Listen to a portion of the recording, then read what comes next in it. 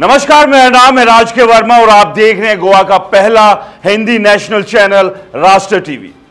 दोस्तों, ईडी ने गोवा में एक बड़ी प्रॉपर्टी हड़पने के घोटाले में 212 करोड़ रुपए से ज्यादा के फिक्स्ड एसेट्स को जब्त किया है।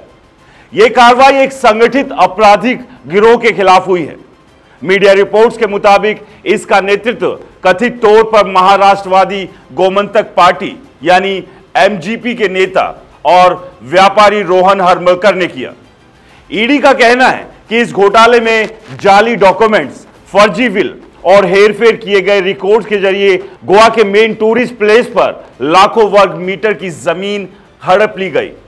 3 जून को ईडी ने रोहन हरमलकर को गिरफ्तार किया था। रोहन पर आरोप है कि उसने अपने साथियों के साथ मिलकर फर्जी डॉक्यूमेंट्स के जरिए अवैध रूप से जमीनों पर कब्जा किया और उन्हें गैर कानूनी तरीके से बेच दिया। हरमलकर ने 2022 में गोवा विधानसभा चुनाव में कम्बुरजुआ सीट से निर्दलीय उम्मीदवार के तौर पर चुनाव लड़ा था, जब बीजेपी ने उन्हें टिकट देने से इनकार कर दिया था। बाद में रोहन हरमलकर 2024 में एमजीपी में शामिल हो गया।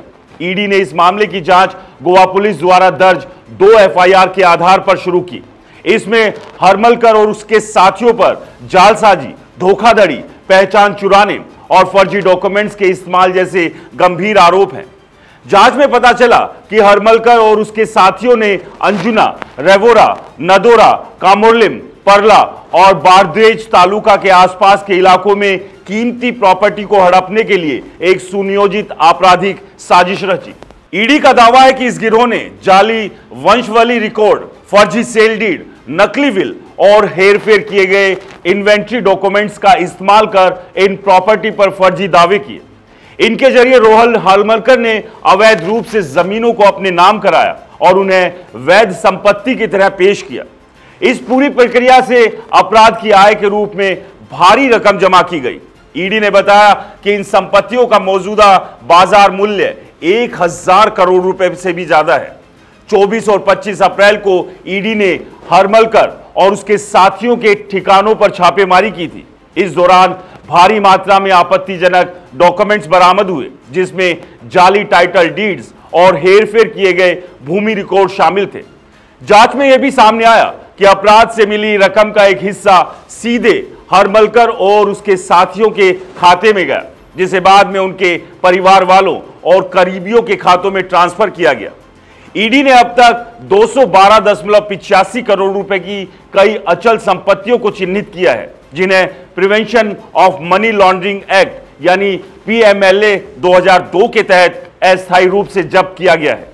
यह संपत्तियां सीधे तौर पर इस अपराध की आय का हिस्सा है। यह मामला गोवा जैसे टूरिज्म के लिए मशहूर राज्य में संगठित अपराध और भ्रष्टाचार की गहरी जड़ों को उजागर करता है। सवाल यह है कि आखिर इतने बड़े पैमाने पर यह साजिश कैसे फली फूली? क्या स्थानीय प्रशासन और भूमि रिकॉर्ड से जुड़े अधिकारियों की मिलीभगत भी थी? और सबसे बड़ा सवाल, क्या इस घोटाले के तार सिर्फ हरमलकर तक ही सीमित है या इसके पीछे और भी बड़े चेहरे हैं? ईडी की जांच अभी जारी है और आने वाले दिनों में इस मामले में और भी कई चौंकाने वाले खुलासे हो सकते हैं। गोवा की जनता और देश अब इस सवाल का जवाब चाहता है कि ऐसी साजिशों को रोकने के लिए क्या ठोस कदम उठाए जाएंगे। दोस्तों, इस पूरे मामले को लेकर आपकी क्या राय है? हमें कमेंट्स कर जरूर बताएं। नमस्कार।